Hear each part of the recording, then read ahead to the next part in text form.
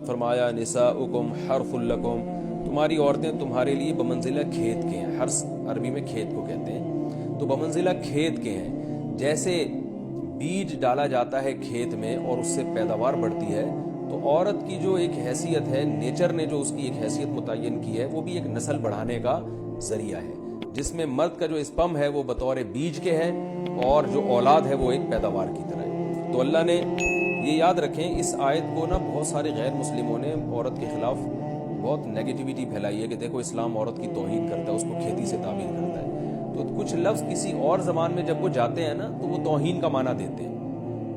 عربی میں جو حرث کا معنی ہے یہ تعظیم کے لیے ہے، توہین کے لیے نہیں ہے. اردو میں جو کھیتی کا معنی ہے وہ توہین کے لیے استعمال ہوتا ہے. کھیتی یعنی جو پاؤں میں روندی ڈالنے والی اور زمین جو ہے نا پاؤں میں گویا روندی اس کو روندا جا رہا ہے.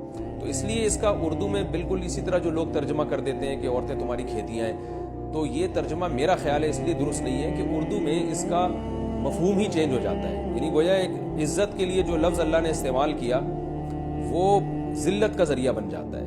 تو اس لیے کسی بھی زبان میں جب ہم کسی بھی لفظ کا ترجمہ کرتے ہیں تو اس زبان کے ہمیں محاوروں کو دیکھنا چاہیے کہ اس زبان میں یہ لفظ کس معنی میں استعمال ہو رہا ہے.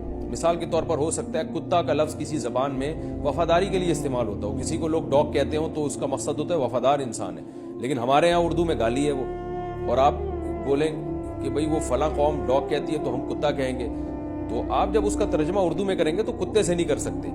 تو اسی طرح یہ عربی کا جو لفظ ہے اس میں بھی یہ چیز غور یعنی ملحوظ رہنی چاہیے. تو اس لیے اس کا ترجمہ کیا جائے گا تمہاری عورتیں تمہارے لیے پیداوار بڑھانے کا ذریعہ ہیں، نسل بڑھانے کا ذریعہ ہیں. فاتو حرثکم